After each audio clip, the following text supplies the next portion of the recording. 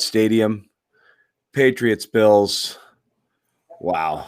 That was a snoozer, wasn't it? Wow. My I eyes were commend kind of anyone who's dozing here. off that a little bit. I'm not saying you shouldn't be watching a Patriots post-game show right now, but I wouldn't blame you if you're not. This was over extremely early, a really tough game to watch. Almost, if you were writing one of those, 3 up, 3 down sort of columns right now, what would you do? Run game up, everything else down. I suppose run game up for like a quarter for the until first they abandoned it. Right. And you know, the score and all that kind of stuff, you have to, if you're down 3 touchdowns, you're not going to keep running the ball into a brick wall. I mean, obviously you're going to try to throw the football, but I just think that tonight was, you know, sort of a microcosm of all the issues that they have on both sides of the football, the roster deficiencies, the quarterbacking problems, the receiver problems. But I think the main thing when you look at the quarterback, and I know some people think we harp too much on the quarterback, some people think we don't give enough blame to the quarterback. I think the main thing that you really look at with the quarterback position in Cam Newton is that there's just a lack of improvement week to week, right? He's not getting any better within the structure of the offense. It's not necessarily going through every single throw and nitpicking ball placement and was it accurate, was it not accurate, was it a drop, was the receiver in the right spot? No, it's just the big picture things about playing the quarterback position, knowing when a blitz is coming and knowing where your answer is to that blitz off of that, you know, setting your feet and making a throw there before the half to N'Keal Harry instead of throwing off of 1 foot and sort of jump passing it down the field. You know, things like that I think even the touchdown, Evan, was a result of not feeling pressure. That easily could have been a sack. Yeah, and I think that those are the sort of things that more so than nitpicking every single throw and studying ball placement and trying to tag it as an accurate throw or an inaccurate throw, it's the big picture things that are really more of a struggle in terms of, like you said, awareness, pocket awareness, awareness of pressure, awareness of blitzes. You know, that second, third down that Cam Newton took a 13-yard sack on, he has the answer against the blitz on Damiere Byrd on a shallow crosser. That's his hot, right? When the blitz comes, he sees the blitz. That's where his eyes are supposed to go immediately. Instead, he's staring down the left side of the field, trying to let those deeper passing concepts past the sticks develop, and the blitz is coming right at him, and he doesn't really react to it. And I think that's, you know, just one thing that you keep on seeing with him every single week is that lack of reaction to pressure, that lack of feel for where his answers are. It's just a whole lot of the same mistakes over and over again. And that's what's infuriating is I'm tired of listening to you say that. Like, yeah. And it's not because you're wrong. It's because you've said it every week, because that's been the case every week. When you talk about no improvement, you're talking he's either been flat or shown regression you know, over some weeks, week to week, in all of those things that you mentioned. And I think this is where people are losing their minds here is I don't believe, and put me in this category, I do not want to see Jarrett Stidham play because I think Jarrett Stidham is better than Cam Newton. I just can't watch this anymore. It's you know what, from a development standpoint, you know what this is. You know what you've got. Okay, so you're not learning anything, and really just from an aesthetic standpoint, it's ugly. It's hard to watch, and you've seen it over and over again. So you're almost getting frustrated watching that lack of improvement, the lack of progression, and in fact, in many ways, the longer it goes on, the more you see that how many flaws there are in his game, and it just hammers home the point that it's obviously. And again, I think you grudgingly came to this conclusion maybe last week, or even though you've been trending there most of the way, but you've been giving him as fair a shot as anybody out there, which is there's some good in there too, and it's not all on him. And you finally came to the conclusion, I believe last week, that they know they can't go forth with Cam. No. So I don't, for the life of me, understand the logic in playing him in tonight's game. Because again, it's not just, you're never going to learn a thing about Stidham, putting him in relief down a bunch of points. If you want to learn anything at all, you have to give him a week's worth of reps and let him run the offense in a game that starts 0-0. Yeah, and honestly, I tweeted out, some people agree with me, some people don't. I kind of thought Stidham was worse in this game in a lot of ways than Cam. Sure, but again, one of the biggest look what things he's up against. Right, and that's the biggest thing, though, is that he is coming into these games cold, down 4 touchdowns already, and what can you really expect out of it, any player in that position? But I think the biggest thing that you see with Stidham is a lot of the same issues that you see with Cam. I mean, he dirted a bunch of throws out there too, and skip passes and stuff like that, bounce passes, throwing into defenders' leverage instead of away from the leverage. That second throw that he had after the long Myers completion, where the middle of the field just opened up like the parting the Red Sea for him. That was an easy pass that any high school quarterback could have made. And he comes back on the next throw and he throws right into the defender's leverage and almost throws an interception. It just reading out leverage is making leverage-based throws is just such a simple part of quarterbacking that any NFL starting quarterback should be able to see. Okay, the defender there has got inside leverage on this throw. I can't throw an in-breaking route against an inside leverage corner because I'm throwing into the defender's body and into his area to kind of intercept the pass. But I think mainly what you see with both of these quarterbacks is neither one of them are really the answer. But secondly, in terms of kind of just evaluating this team, if you're going to put any quarterback in there, we can talk about all of this. We can talk about Trey Lance. We can talk about Zach Wilson. We can talk about Justin Fields. We can talk about Mac Jones and Kyle Trask and go right down to Stafford and all the NFL quarterbacks. If they don't improve the roster around the QB at the wide receiver and tight end position, I don't care who you put back there. It's not going to matter all that much. No doubt. But last week, near the end of our postgame show, we talked quite a bit about what they should do in the draft. And I was saying I would just load up on weapons, address it again and again and again and again, both in free agency and multiple times in the draft. If Pitts is there when it's your turn to draft, take him. Right. Then go receiver. Then sign a free agent receiver. And you were saying, well, you need the quarterback. So we're in a real chicken and egg sort of spiral here with the situation. They need both. They have to address both simultaneously.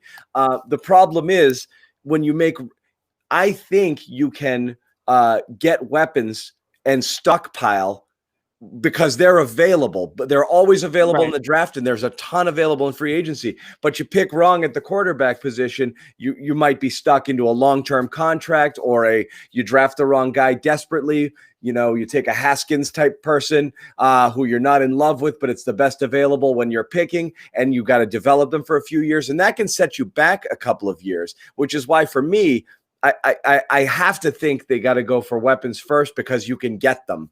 And then maybe it's another stopgap year with a quarterback. Maybe you're waiting for a year or two until the guy arrives. But the last thing you want to do is rush into a situation where you trade for somebody or give a long-term contract to a person who is a slight upgrade who's still not going to get you where you need to go. And that's sort of been my kind of this take on this entire situation is, we can go and we can turn on Sunday's action. And I watched football on Thursday, Friday, and Sunday this week before this Patriot game on Monday night. And I just was sitting there thinking to myself, man, the passing game play overall, wide receiver, tight end, quarterback, all of it, even pass protection in a lot of ways is just so much worse here in New England versus anything that we see in the rest of the NFL. I mean, really almost any team. Like, you can go and turn on the Jets last week and Sam Darnold and those receivers are making plays. They're better off than what the Patriots are at right now. And that's the Jets, who a lot of people thought were going to be the worst team in the league.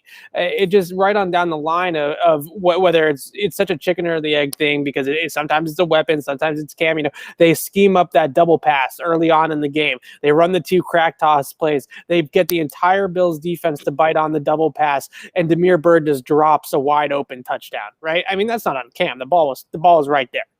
That's a great pass, or a good pass. I wouldn't call it a great pass, given the situation. But it floated a tad, but still, right. It's a very catchable ball. Right? That should have been there. Yeah, and he drops it. I mean, what are you going to do about that? And then Bill Belichick was asked at halftime, what can you do better with your passing offense? And he said, catch the ball. So it felt like Bill kind of put a lot of the first half struggles on the receivers not catching the ball instead of on Cam. But it's timing, it's execution, it's just overall just kind of feel in the offense and feel for the game that Cam Newton and his pass catchers, all of them alike, have not been able to grasp all season long, and it's just been such a grind. I mean, they can't even execute slant flat. That's like day one install of middle school football. You know, we're not talking about just NFL football. You run one guy in the flat, you run one guy on the slant. The quarterback reads the underneath defender. If he goes to the flat, he throws the slant. If he goes to the slant, he throws the flat. It's literally the simplest play in football from a passing game standpoint, and they have issues executing that. I mean, that's all you really need to know about this Patriots offense right now. Yeah, and that's, I mean, it's just all sorts of bad. Yeah. I don't even know where to. It's really hard to evaluate anything else throughout the game. Like, I mean, we could sit here and say, "Oh, N'Keal Harry, where was he again?" But again, one time he got open, another time Cam bounced the ball to him. So I don't know what you do there. You're not going to put it on him. I would say that Devin Asiasi maybe should have stayed on IR. This was a really rough game for him in a lot of different ways. Pretty sure he's been targeted 5 times in the passing game, has 4 drops or something like that. Yeah, and again, it's one of the throws here was a little bit late, and somebody was a safety or linebacker was coming over, anticipating it. That wasn't great, but you're right. That and missing a block on a sack as well. Just doesn't look right out there. And again, he needs to get to year 2 as fast as anybody. But really, there's not much you can evaluate off of this game. You're just kind of stuck in this, and nothing's going to be cured if next week Stidham starts and you see a little bit out of something. This just needs a whole lot of fixing. And that's the other thing too, is that they've gotten such poor play by the entire team, including the quarterbacks, but just particularly with the quarterbacks, you don't even know what you have in a lot of these rookie tight ends or N'Keal Harry really, or any of these guys, because there's just no continuity, there's no chemistry, there's no rhythm to their passing game, there's no sharpness at all to it. So I don't think Devin Asiasi is necessarily going to be some star tight end, but how do we even really know? I don't even know how you can properly evaluate some of these younger players right now, because this is just such a mess. And I think that is as much of a detriment to Cam or Stidham or anybody as anything, is that, hey, next year you can bring in somebody like an Alex Smith or a Ryan Fitzpatrick, who probably are still only going to get you to about 7 or 8 wins anyways, but at least there's going to be some sort of professionalism to this passing game where you might actually learn a thing or two about the weapons around the quarterback. Right. And you can't now. You can't have Cam with his bad timing, not putting people in a position to succeed, or not hitting them when they do come open and give them an opportunity to make a play. Can't have Stidham coming in cold down 25 points and expect anything to happen here.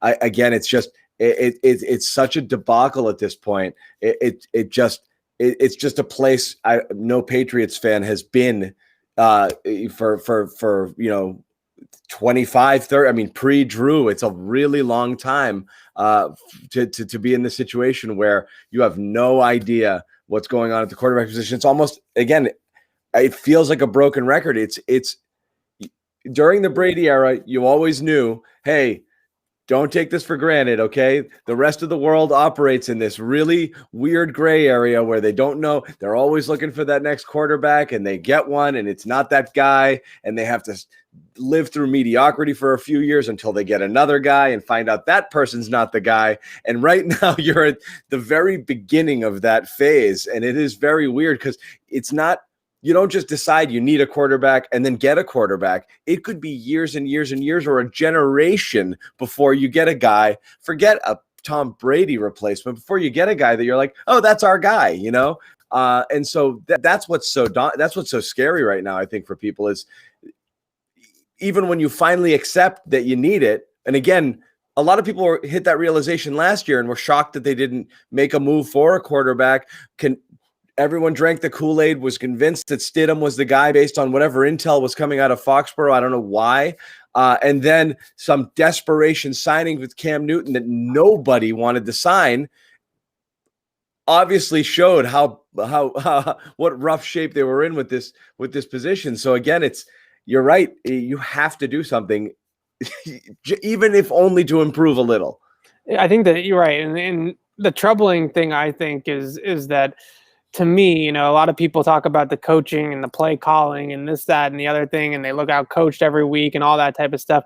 But I just really feel like the personnel is they're so short in personnel right now that I'm not really sure what you want the coaches to do schematically to change what they're doing out there, right? The run game is really nice by the Patriots right now. They run a bunch of different styles of runs, different types of runs, shotgun, under center, fullback in the backfield, option runs with Cam Newton. They do a bunch of different things in the ground game. Their passing game, they can't execute, like I said, middle school, high school level stuff. They can't execute it. So I don't know what more, kind of spicing up and things like that you really expect them to be able to do when they can't do the basic day one install type of stuff.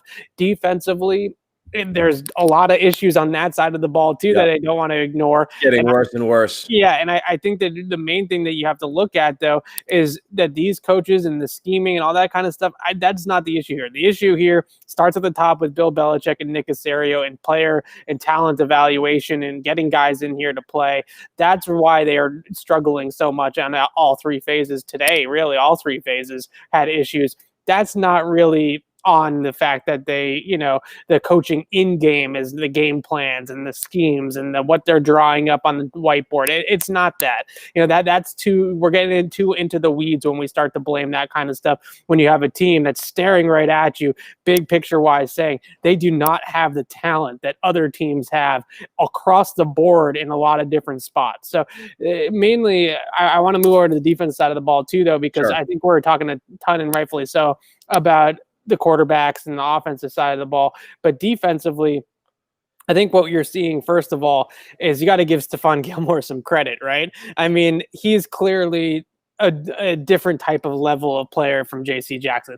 I like J.C. Jackson. I wrote about him this weekend. He's had amazing coverage stats since he entered the league. One of the best coverage corners in the league, according to just the metrics, right? Passer rating into his coverage, interceptions, that type of stuff.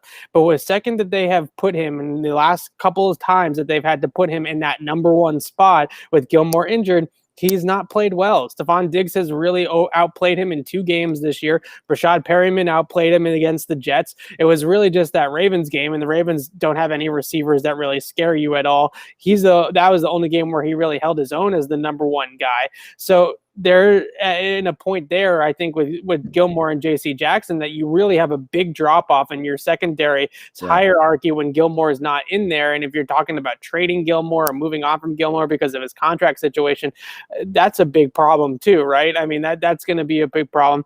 Their pass rush basically only gets home when they scheme it up, which means that they have to rush 4 or 5 to run a game or a stunt up front or blitz the quarterback or something like that to get pressure, which obviously exposes you in the back end in different ways. The play that J.C. Jackson gave up the long touchdown to Diggs, that was just a play action pass. They sucked the linebackers up. They only had 3 guys deep. The deep safety had to take the post route over the top, and there's just nobody else there. And JC just, tries to undercut it and instead of trying to just recover and make the tackle, he tries to undercut it and go for the interception. And Josh Allen threads the needle, and it's a 50-yard touchdown.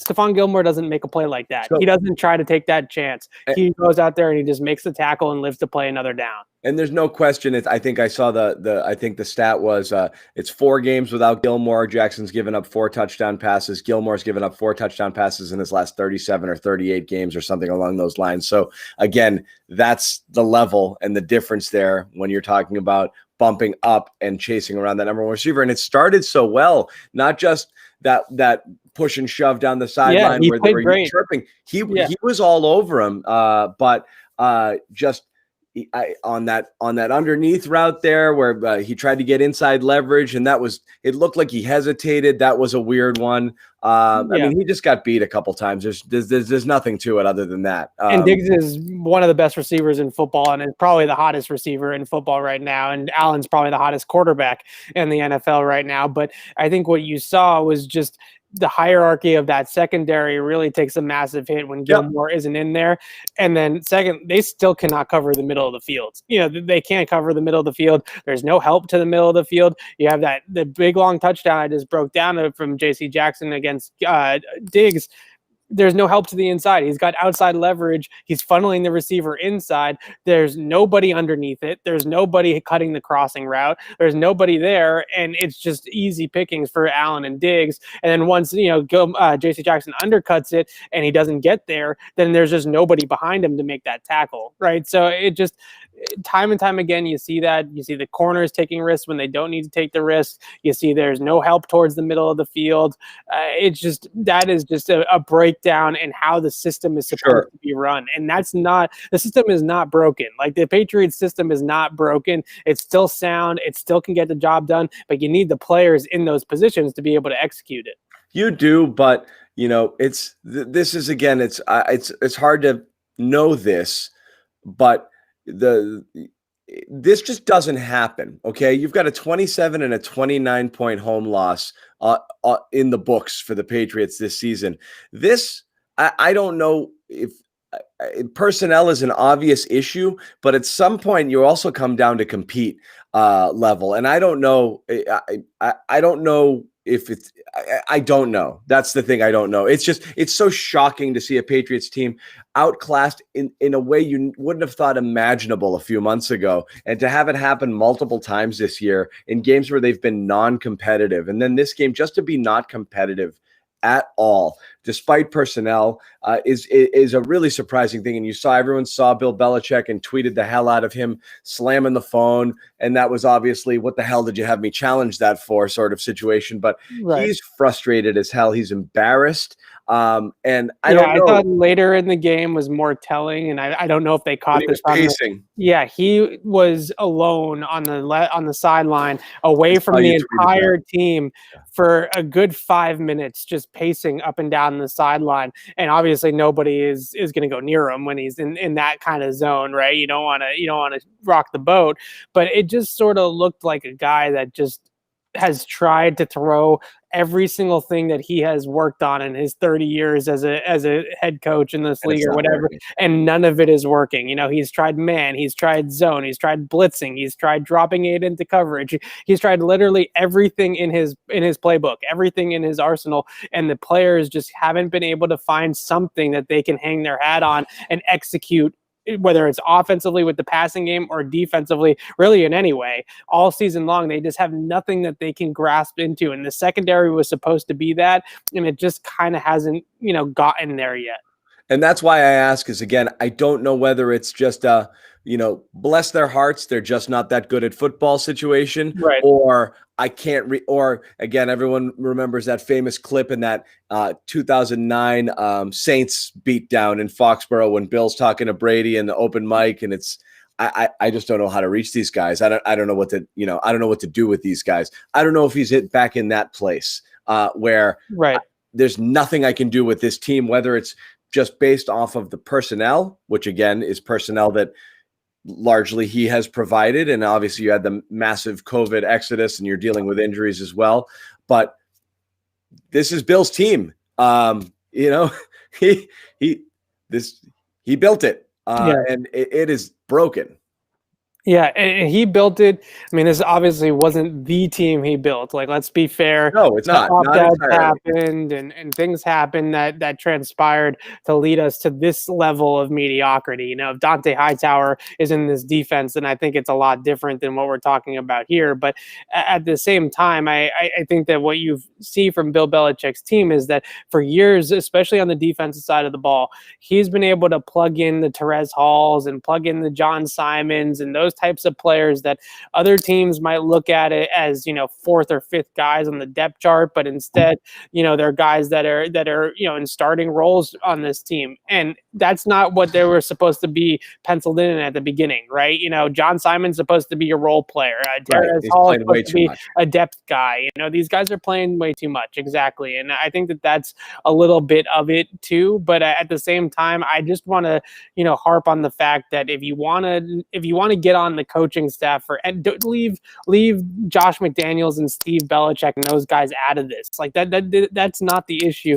You're missing, the forest through the trees here, right? The forest is that Bill Belichick has put together a team that is too deficient personnel wise and talent wise in too many areas for even him to overcome it from a scheme and coaching and technique standpoint. There's just too many holes on this particular team, especially after the wear and tear of the season and the injuries that they've had and all that kind of stuff and the opt-outs. There's just too many holes. I don't care what kind of defense you run. I don't care what kind of passing game you call. It's not going to work with the players that they have out there right now. You had no Bentley tonight. You had no Guy.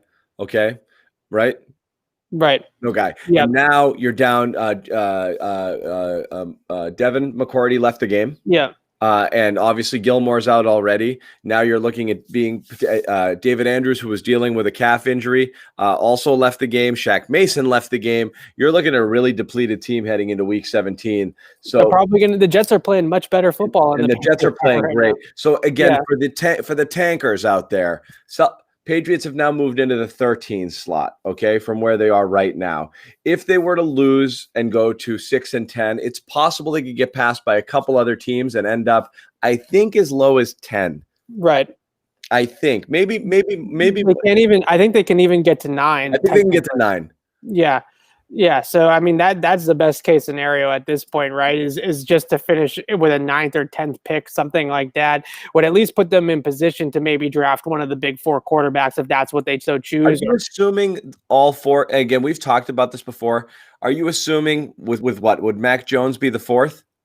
So I'm not assuming anything. I think the biggest question marks going into the draft, Trey Lance only played 1 game this entire season. It was a bad one for him too. He was erratic with the football, poor accuracy. He ran all over the defense at Central Arkansas or something like that. Ran all over him, Cam Newton style. But it wasn't a good passing performance from Trey Lance. I think Trey Lance got a great arm. I think he's got a great mold of clay. But he's a type of guy, sort of like a Josh Allen. Like a Josh Allen. You think, you hope is going to turn into that type of guy someday. But Allen is really a 10% chance that he was going to turn into the player he's turned into. The vast majority of the Josh Allens end up being busts and bust out of the league because teams are too impatient and stuff like that. But Trey Lance, I think, has the highest ceiling of any of the quarterbacks that could be interested in. The big thing about Zach Wilson is going to be how he performs in the off-field stuff, the interviews, the background checks and stuff like that. He comes from a very affluent family. I'm going to say this, and sometimes it matters, sometimes it doesn't. But work ethic with a lot of those types of quarterbacks is something that teams really do hone in on. It reminds me a lot of things I'm hearing. The Josh Rosen situation. It reminds me a ton. I was just about to say that. It reminds me a ton of the Josh Rosen situation, where it's just a guy. Does he love football? Right? Does he need football? Because he's smart. Because he had other interests outside of football. Because he was a well-rounded human. The knock was, well, he doesn't eat, sleep, and drink football. And as it turns out, whether that was the reason why, he was a double washout. With the first 2 teams that took a shot at him. I think it honestly ended up being the case in a lot of ways. If you don't put Josh Allen has gotten to this point of his career and has turned his statistical career around in year 3, at least, because he is one of those guys that wakes up at 4:30 a.m. and shows up to the stadium and is always in the film room and is always in the coach's ears. And they knew that the Bills did their homework on the guy, and they knew that that's how he was like in college. They expected that type of work ethic when he came here. And that's exactly what we've seen out of Josh Allen since he's progressed with the Bills. If Zach Wilson doesn't have that sort of mentality, then I think there is a chance that talent-wise, he's probably closer to a top 8, top 10, 5 pick in this draft. Maybe he does slip to 10 or 11 if teams vet him and decide that he's not that type of worker. But if he's not that type of worker, then I don't know if you want him in New England either. Justin Fields certainly is going to be in the mix for a lot of people. He's had sort of a setback in that last game for Ohio State against Northwestern, but he looks like he's somebody that could be a dual threat, that can do a little bit of everything. He's a decent chance at having a successful NFL career. And then you sort of get into the Mac Joneses and the Kyle Trasks, and I think those guys are outside the top 10, maybe even back after the first round in some of those cases, just because of ceiling and arm talent and all those types of things that you look for in an early round QB. Yep. Well, all right. I'm going to be the one that says it. Yep. This guy. You had it ready. You had it queued up. So you look, sometimes the answer no is all people need to hear. But in the world of, you know, this is how things operate. Any single person becomes free. You assess whether or not you take a shot. There is something that's very intriguing about first round talent. I don't care what position. It's doubly intriguing when that person is a quarterback, considering that you're the Patriots. This is a person who was drafted 15th overall a year ago, who who some people had going as high as 6, and maybe you're not a fan at all. Some people had going as high as 6 to the Giants, who reached for Daniel Jones. You know, that was the dangerous pick there. Haskins is by trade, and at least his pedigree coming out of college, was an accurate pocket passer who could stand up, step up in the pocket, move around, get the ball out quickly, accurate, had a big arm, lots of types of things that you would look for, and the Patriots tend to look for in quarterbacks, but everything we've seen on the field isn't remotely close to that guy. So based on the snapshot you've gotten from Dwayne Haskins, you want nothing to do with this. No, and I think, you know, if it comes, obviously the first thing that comes up is the work ethic stuff with what he was dealing with the Washington. And I'm not saying I do either. I just want you to say it for the people. Yeah. I think, but when you look at the biggest thing for me with Dwayne Haskins, more so than any of that stuff, is that he was in an absolutely perfect environment at Ohio State. Ohio State, when Dwayne Haskins was there, Terry McLaurin, who's now obviously on the Washington football team, also is a Pro Bowl level receiver, was like their wide receiver 3 on the depth chart there at Ohio State in Haskins' last year. They were absolutely, they had Pim, they had Paris Campbell, they were absolutely loaded at the skill position players, and all Haskins had to do was stand in a very clean pocket because nobody would touch him all game long because their offensive line was a darn good as well, and just get the ball out and throw it to his playmakers and not screw up. And all of a sudden, you know, he has all of this, you know, kind of production, right? Just insane level production that last season at Ohio State. But I don't see a thrower, and I've never really seen a thrower that anticipates a whole lot of ball throws and makes a lot of doesn't make a ton of touch throws down the field either. I'm actually pulling up his 2019, my scouting report on him from the 2019 draft. And some of my things that I had first were, you know, his front side flies open, which means that it's just a mechanical thing that leads to inaccuracies, doesn't anticipate, needs better feel for touch throws. You know, those are the types of things that if you're looking for the next guy in this offense, I mean, that doesn't exactly fit the bill of what the Patriots want. And I think that's the other big thing too, is Cam was a fine flyer, right? That was a fine decision at that time and everything to kind of go and make a flyer on it. But at the same time, now I think you need to really look at, what are you going to see in this offense moving forward? Is it going to be still this Brady, you know, type of get the ball out, throw it on time, make anticipatory throws, be accurate with the football? If that's it, then you need to draft a guy that fits that bill, or even acquire a guy that fits that bill. That's definitely not Dwayne Haskins. I'll just ask, if Dwayne Haskins had been drafted by the Patriots, would you give up on him this quickly? If he was doing the stuff that he was doing off the field and going to strip clubs during COVID and without a mask on and all that type of stuff and not showing up for meetings, and yes, I think I would. But if he was playing the way he was playing on the field without all of that rest of that stuff, then maybe not. You know, maybe we're having a different discussion. Yeah, I don't know. Like I said, to me, the only enticing thing is even if you take him up on waivers, you're talking about $4.75 million guaranteed, which is not a ton of money. I wouldn't pay him that. If they're going to pick him up, realistically, you're talking about him clearing waivers and then just taking a flyer for nothing. And if that happens, a flyer for nothing is a flyer for nothing. That's all. These are lottery tickets. These aren't.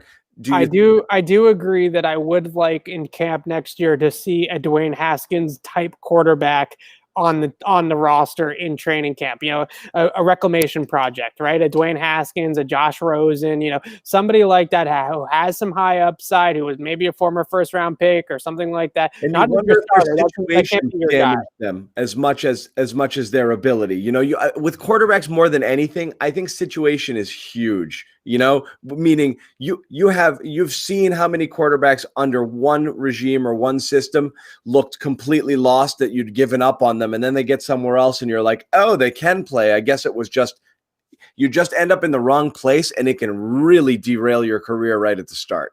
Yeah. Haskins might not be one of those guys. It's very likely he's not. But again, it's the situation matters. Right. And I agree with that. I would, like I said, I would like to see if he's your third quarterback, if he's your fourth quarterback in camp, you give him some reps with the second team. Maybe you play him in some of the preseason games at the end of the game in the fourth quarter, see what he has.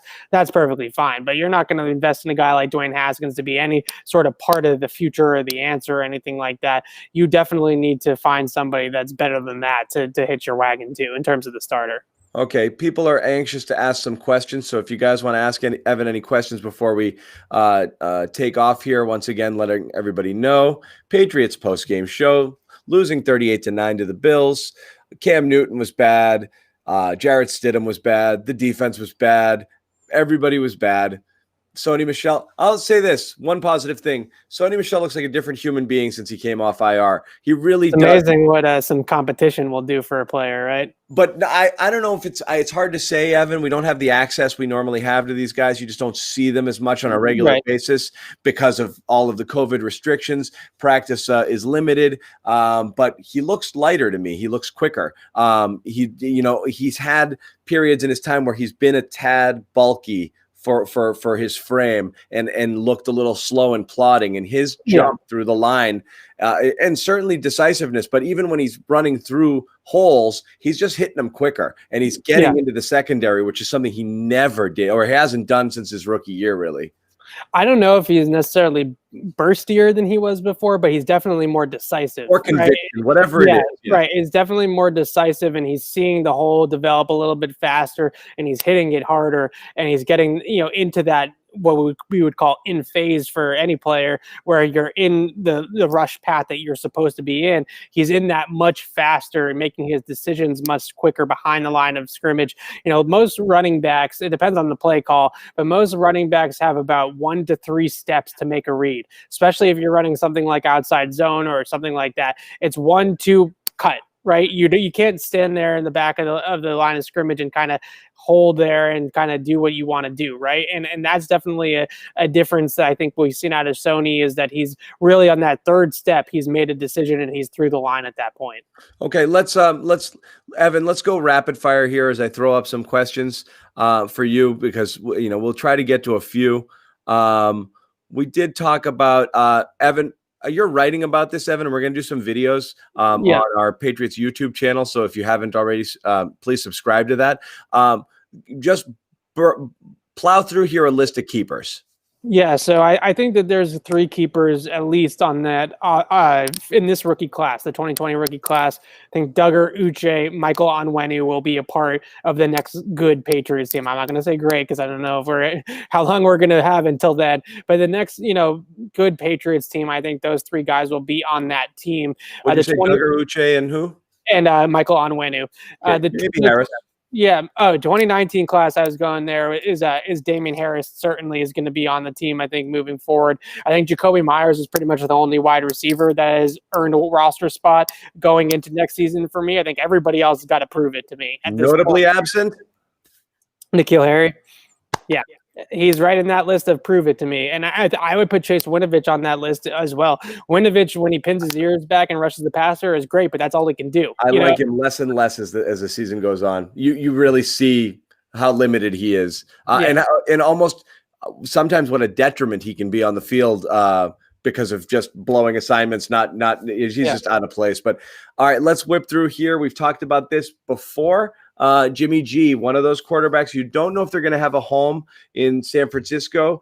You don't know what a quarterback like Jimmy is going to make in the open market, or whether or not the Patriots want him back. I'm going to answer for Evan and say no, because he's made of glass. No, because he's made of glass, but it would not surprise me at all if Bill brings him back, because that's been Bill's succession plan all along, right? That was truly Bill's succession plan all along, and it would not shock me at all if he goes and gets Jimmy G back and brings him back and tries to make it work with Jimmy G next year.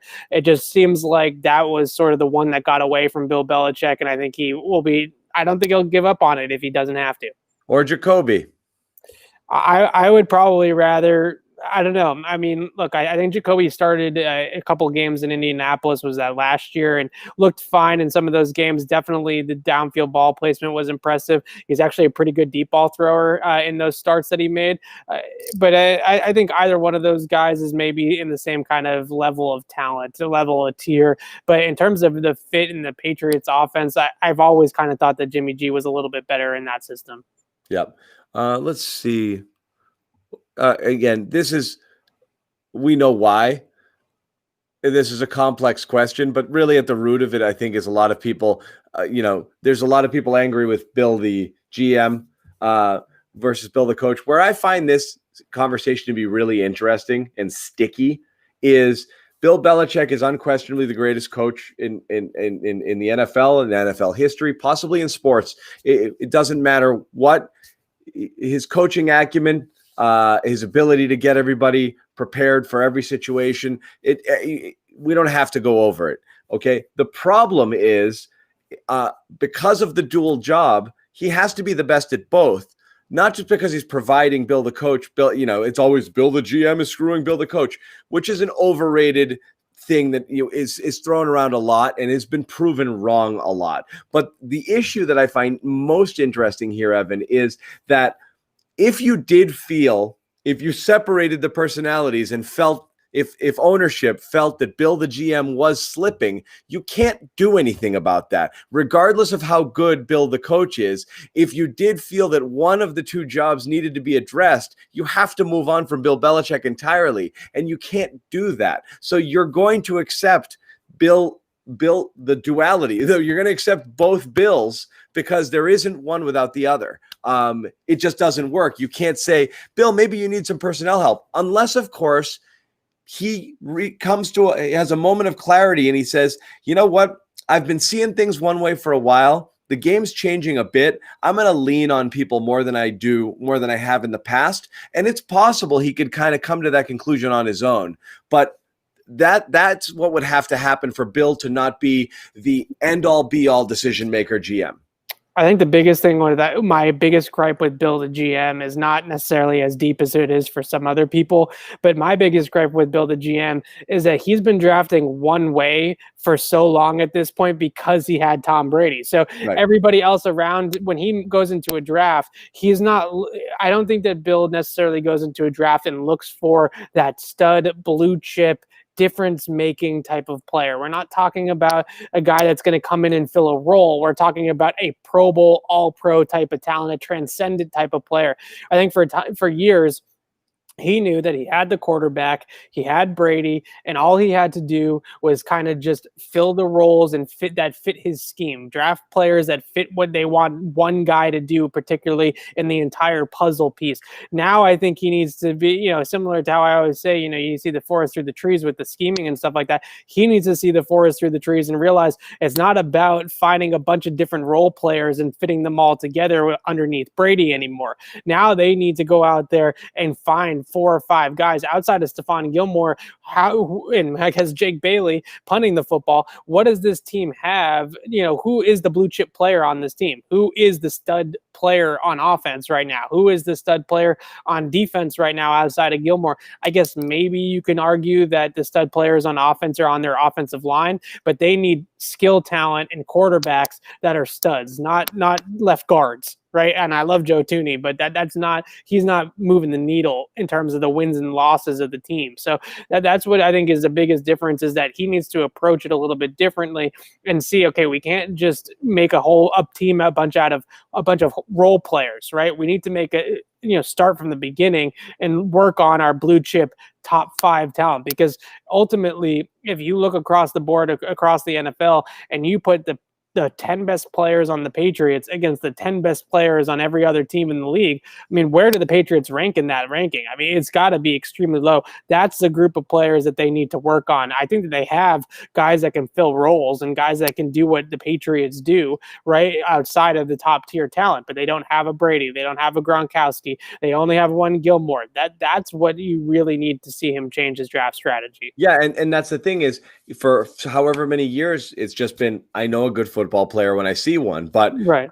it could be the game has evolved, the game has changed, the system is different. There's just a lot of factors right now where, right or wrong, that there's more misses than hits right now. Because I think that they're really asking a lot of, they're expecting, they're drafting a guy like a Josh Uche, for example, to come in here and play like a third down sub rusher type of role. But now they need Josh Uche they need starters. Right. They need him to be the starting outside linebacker instead of just a third down pressure pack. Right. Bill's the only guy drafting people for situational roles in the second and third round, including special teams, as opposed to I need impact players because I need better talent everywhere. Right. Speaking of drafting, I did have one here. If you had it again, Jeremy Chin or Kyle Duggar, I'll throw Winfield in there too. Winfield is another, that's sort of, I got to be consistent with my argument, I suppose. So Winfield's the brand name, right? He's got a father who was in the NFL. He played at a Power 5 school. He was all, I always forget the conferences, all Big 12 or whatever Minnesota is in.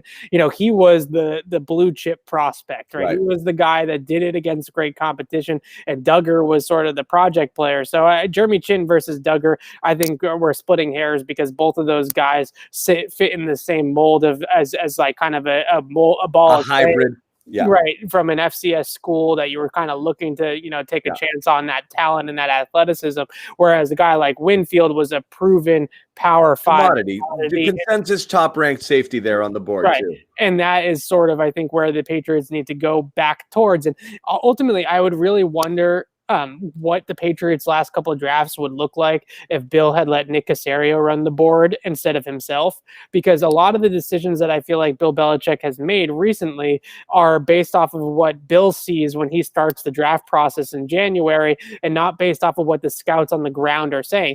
The scouts on the ground did not tell you to take Kyle Duggar over Antoine Winfield Jr.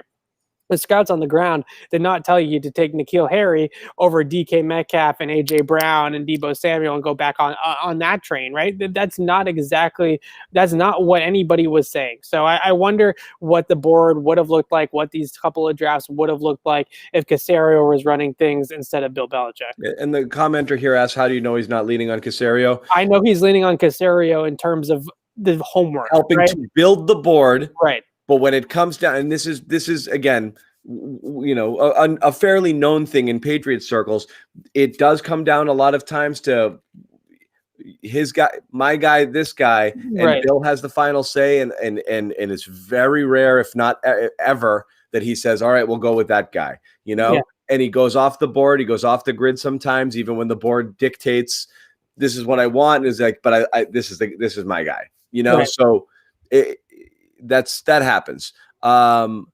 Let's see. Anything else we want to talk about here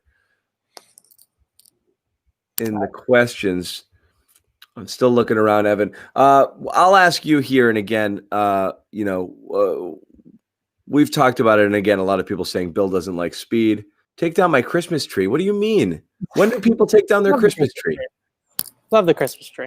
Don't you go? Isn't the standard you go till the new year? Yeah, some people are different than others. Some are like, get this thing out of my house right away. No, you keep it at least till New Year's. I like it. Yeah. Tight end. We did talk about a lot of people have Pitts as a guy who could get there. They're picking 9. They have a real chance at and Pitts. They got a shot. In terms of free agents, here's another one. You've got Henry, Jonnu Smith. Perhaps. Is there anybody out there you think Henry I've seen tied to the Patriots a bit? I don't know why. Just because he's available. Bill loves him. Bill gushed about him, said he's watched him since high school because he watches that high school program that Hunter Henry went to. It's a whole Bill Belichick love fest. I think Hunter Henry is their typical Y. He's a guy that can block, put his hand in the dirt, be that 6th offensive lineman and run routes and get open and things like that.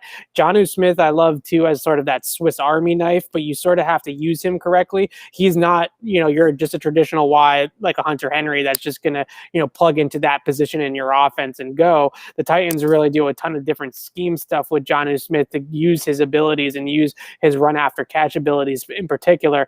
Tim Patrick is a player that screams Patriots at me because he's going to be in that sort of second tier free agent wide receivers. He's a restricted free agent, so you have to sign similar situation to an Emmanuel Sanders type of thing with the Patriots all those years back, where I think that that's sort of the secondary market that they would be more comfortable at spending at that wide receiver position. And he's extremely underrated. Ex-receiver, can play on the outside. He's basically what they were hoping N'Keal Harry was going to be. He would be the N'Keal Harry, ceiling, so to speak. And I think that would be a player that they would be very interested in. I would love to see Tim Patrick in like a Brandon LaFell type of role in this offense at X. All right, my boy, Yorgo Ikonomu. My Greek pal here. Who would you like to see the Patriots draft? Let's go with the scenarios. Worst case scenario, 15. Best case scenario, 9 or 10. At 9 or 10, dream scenario, who do you want to see available? And then if not, who are you hoping for at 15? I think at 9 or 10, I would like to think that you're starting to flirt with Zach Wilson a little bit, and that would definitely be my top quarterback outside of Trevor Lawrence for the Patriots. I just think that he fits his accuracy. He reminds me a little bit of Baker Mayfield, and I think that that's sort of the type of quarterback that would fit in nicely here in terms of how he throws the ball down the field, how he responds to pressure, he doesn't turn the ball over a whole lot. Those are the types of things that I think that the Patriots really look for. But I do sort of like the strategy, and I've kind of been floating this one around there too, of taking the best position player available at their first pick and then finding a way to get into that, Mac Jones, Kyle Trask type of range at the end of the first round to sneak back up, whether it's trading Gilmore or a package of picks or whatever to sneak back up. So you take, a stud player at 9 or 10, maybe it's Kyle Pitts, maybe it's Marvin Wilson from Florida State, the defensive tackle, maybe it's Micah Parsons from Penn State falls, a linebacker, something like that. And then you go and get your quarterback in, the back half of the first round or early second round or something like that. Okay. We might be wrapping it up here. I'm not going to, there's a lot of people here looking at the receiver situation. We've talked about this before, but you're looking at potentially, a class that has Golladay. It has Allen Robinson. It's a great class. Quite a few options. I know you like Allen Robinson the best. I'm worried based on his late season production and the Mitch Trubisky resurgence. He might be the priciest guy at this point. Of that lot, Golladay is a bit of damaged goods, and you're looking at a full rebuild in Detroit. Who do you think? Who do you think fits? Who do you think is? Again, this just isn't the Patriot way. I hate using that term, but it's just not something they do. And I don't see them going out there and breaking that mold and spending $18 million on a receiver. And I think that a lot of people, rightfully so, have talked about guys like Stephon Diggs and DeAndre Hopkins and those types of players that have moved in the last couple of offseasons and said, hey, why didn't the Patriots get in on those guys? I truly don't think that they're going to spend that type of money at that position. So with that being said, I think you're looking at that secondary wide receiver market. Somebody like a Corey Davis might get a little bit too pricey for them, but I think that he's sort of at the top of their market. I mentioned Tim Patrick as a guy that I would like to be involved in terms of the negotiations on an RFA deal. Will Fuller, depending on the quarterback that you have, might be in the conversation. Curtis Samuel, I think if you know how to use him properly, can be effective, but that comes into a usage issue. And he's also a Z receiver, not a true X. So you're going to have to do something with Jacoby Myers at that point, and you're not getting that true boundary outside guy if you sign a guy like a Curtis Samuel. I'm not sure really if OBJ is necessarily the answer for them. But I do love him as a player and think that he would be great here. And I think that Bill knows he's great. Yeah, if there's anything left there. I'll take this last one.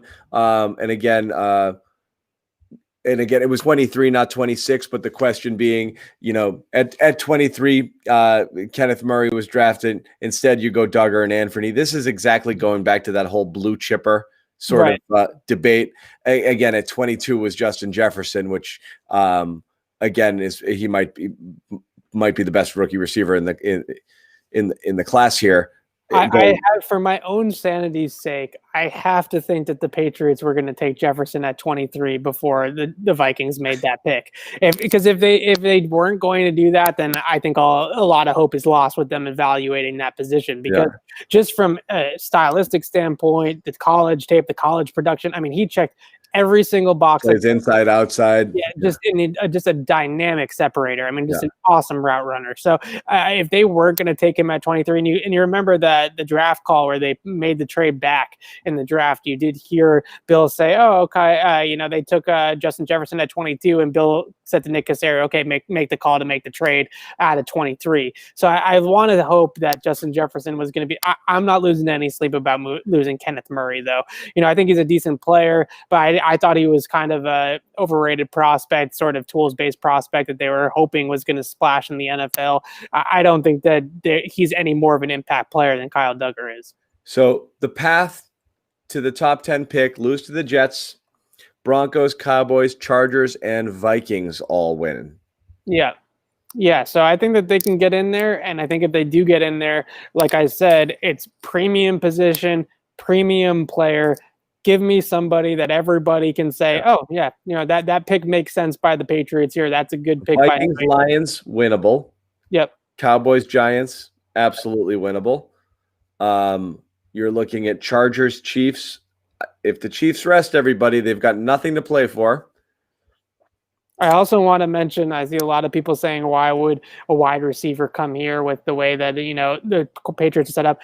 Money talks, people. Money talks a loud game. And if the Patriots are going out there and they're offering Davis or Tim Patrick or Curtis Samuel or Chris Godwin or whoever it ends up being, they offer him a big bag of money, then I don't think a lot of people care a whole lot about the rest of the situation in a lot of circumstances. And I'm sure that they are a little bit more confident that Bill Belichick than some of the fans here that Bill will be able to move up and get some quarterback help and stuff like that.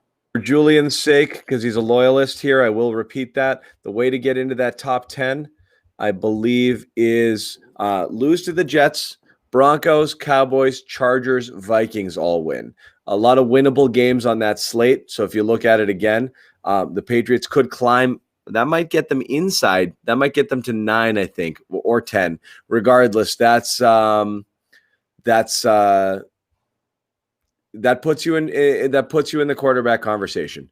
And that then things start to get really interesting there. So we'll see what happens. And again, it's always interesting is you have quarterbacks that slide and you think they're going to go, or you have drafts where the mock drafts have the fourth quarterback going at 15, 16, 17, and then everybody freaks out and they go 4 of the first 8 picks. So you just never know. If you're there, you don't know if your guy is there, and you don't know if the guy that they want is going to be there when it's their turn to pick. So the good news is that it's so much easier to trade up from like 11 to 8 if you have to, right? Right, because people like the player at 11 about as much as 8. If you're looking at the first 15, 16 players, they're all studs.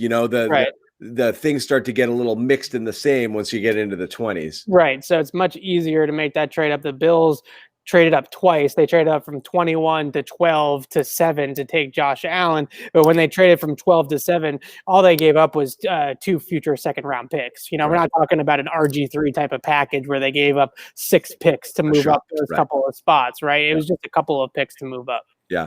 All right. We're going to wrap it. Evan's got to get a writing, and we'll have a ton of stuff hitting our YouTube channel coming up in a little bit.